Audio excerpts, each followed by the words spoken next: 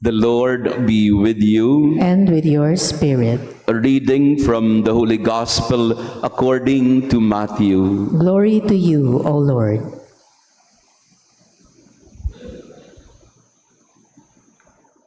Jesus said to the crowds, "Come to me, all you who labor and are burdened, and I will give you rest. Take my yoke upon you and learn from me, for I am meek and humble of heart, and you will find rest for yourselves. For my yoke is easy and my burden light." The Gospel of the Lord. Praise to you, Lord Jesus Christ. Please be seated. Praise be Jesus Christ. Now and forever. Good morning, dear brothers and sisters. Pakibating ang katabi natin, happy founding anniversary. Yeah. So ngayong araw pong ito ay ang foundation or anniversary ng ating parokya. 42 years old na po tayo today. We were established by the late Jaime Cardinal Sin as a parish December 11, 1982. And ngayon po ay tayo ay 42 na. And I came in, I remember the very first Mass I had, at least one of the first, was our 40th founding anniversary. So, tayo po ay napapasalamat unang-una kay Cardinal Sin at syempre kang ating unang parish priest na Monsignor Justino Ortiz. He was our first parish priest and then followed by several priests thereafter. At ako po ay, batiin muna natin ang ating mga online parishioners. Thank you also for praying with us. Yung pong mga nagsimba ngayon, meron po kaming pa-breakfast sa inyo mamaya. Kanya-kanyang bayad lang ho sa kantin. Ayan. At ito pong ating parokya ay dating kapilya ng Pius Center. Used to be an ordinary chapel within the campus of the Pius XII Catholic Center. And then in 1982, Cardinal Sin decided that it should be established as a parish. And if you go back, doon po sa may entrance ng ating simbahan, nakalagay po dyan yung dahilan kung bakit itinayo niya ang parokya ng Santa Maria Goretti.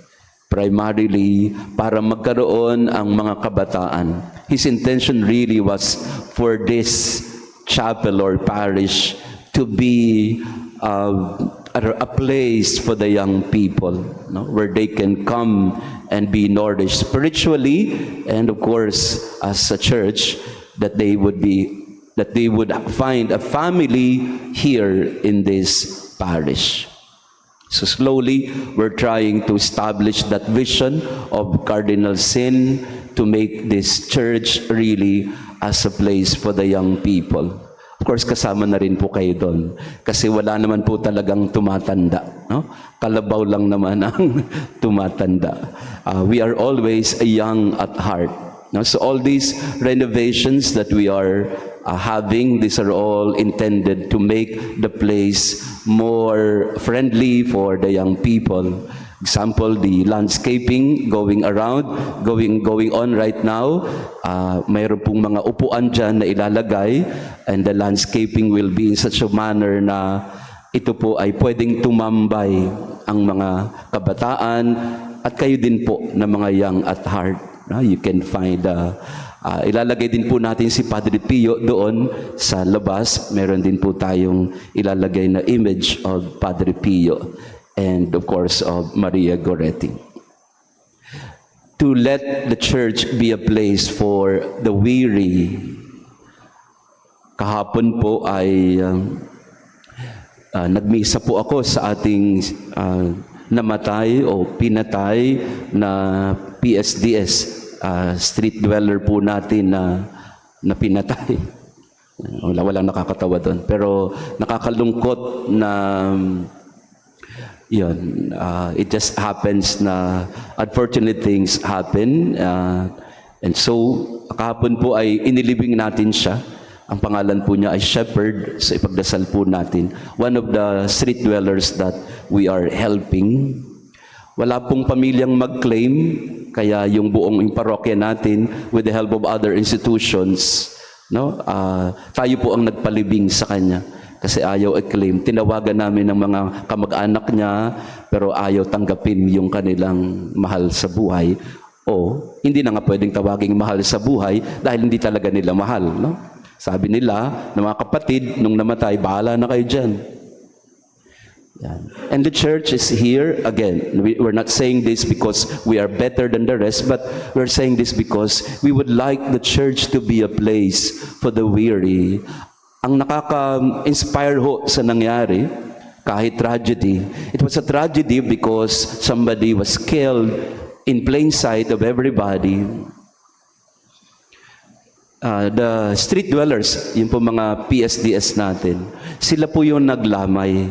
Usually po, pag ang street dweller namamatay, pag namatay, diretso na agad sa sementeryo. Kasi wala nang mga walang kamag-anak, walang Pero si Shepherd po ay, sabi ng mga street dwellers natin, Father, gusto namin pong maglamay. O sige, habang hinihintay ang death certificate, maglamay. At they took turns, no, in the wake of their fellow street dweller. Ang nakaka-inspire po doon, kahit sa tragedy, yung po mga street dwellers na ating inaalagaan ngayon, ay they find in themselves a community.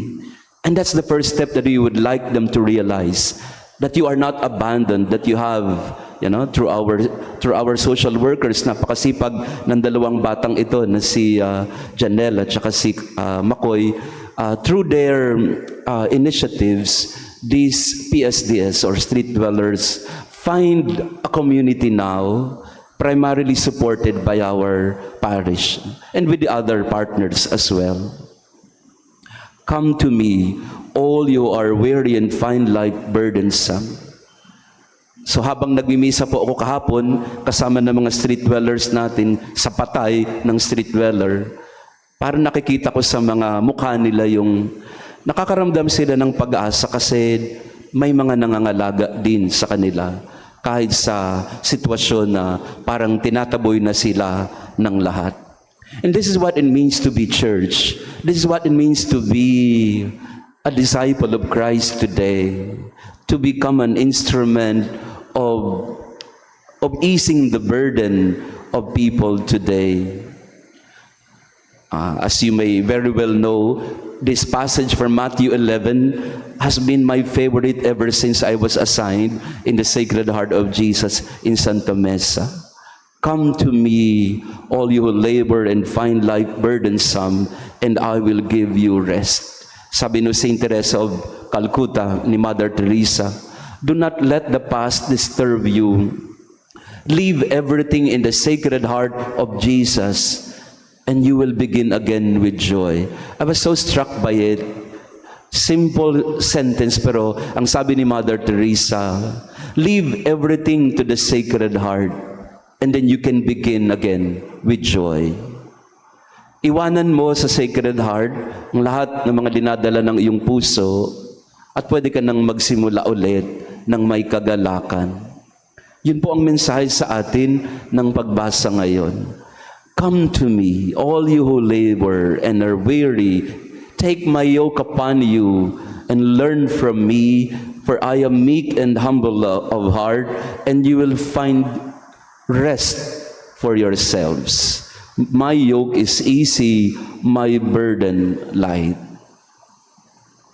So today, for all of us who are quite tired and weary and already feeling some sense of, sabi nila, Christmas blues. Kasi ang Pasko po, hindi naman po yan puro saya. Marami din mga tao ang malungkot ngayong Pasko. Kahit anong pagkapasayang gawin natin sa sarili, talagang may kalungkutan. Mayroon po tayo mga parishioner na nagpapadasal sa akin, Father, I found out that I have cancer and I have to go through chemotherapy. So marami po na Paskong Pasko mag-start ng chemotherapy.